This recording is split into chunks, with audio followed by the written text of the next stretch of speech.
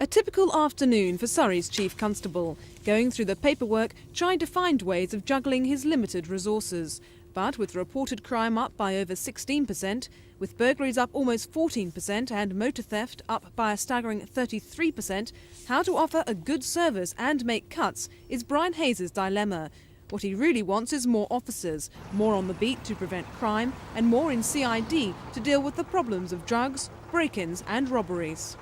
There are a lot of things I would like to do, but clearly as a public service I'm very limited on resources.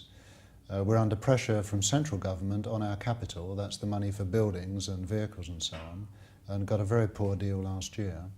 Locally, of course, there's a lot of pressure because of community charge, so we have to watch our local expenditure.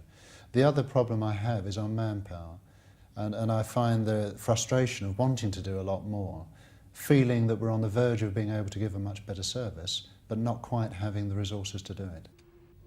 Mr Hayes says his force is in a unique position. On the roads, it's argued that because patrolling the vast expanse of motorways is manpower intensive, fewer officers are free to deal with crime. Even minor problems like breakdowns have to be dealt with.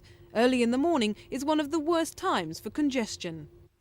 It's already 7:30 and traffic's building up on the M25. Now what police are worried about is that although they have to deploy men here, it means that manpower is depleted elsewhere, and that means that burglaries could be taking place and the police just aren't there to deal with it. The difficulty is, of course, that if an incident does occur on the motorway, then it does utilise an awful lot of resources, and it can be a minor incident which actually creates the problem.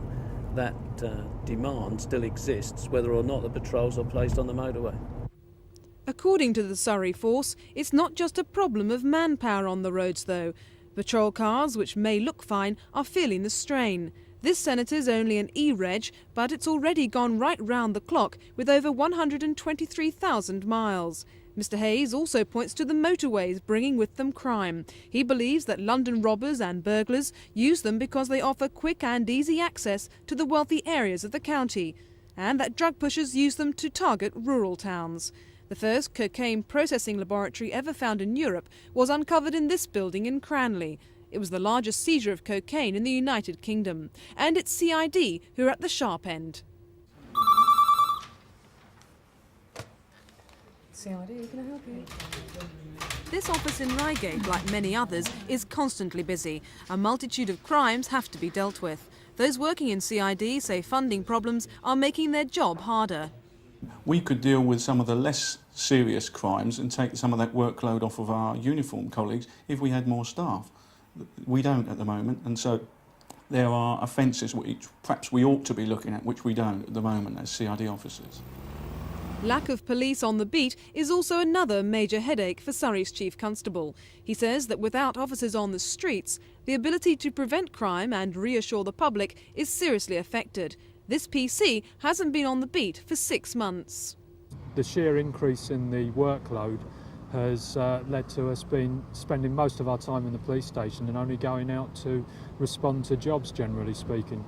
There's not enough of us here to deal with the incidents when they arise. If you get a major public order situation up here, then there's maybe just 4 or 5 of us working. If you've got 15, 20 youths all fighting, then we have to deal with it in a different way. We have to wait until we get assistance from elsewhere, and people just get away with a lot more.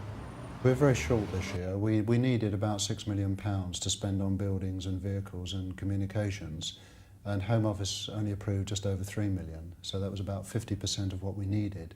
So that did cause tremendous problems. It remains to be seen what happens next year. 1 year you can cope with and put things off. 2 years could be crucial. So the message is clear. Unless the problem of manpower and cash is solved, Surrey Police will continue to be stretched, and it's the public in the end who'll suffer. Meanwhile, Surrey County Council, who provide half the force's funding, say, and then I've got to continue it tomorrow.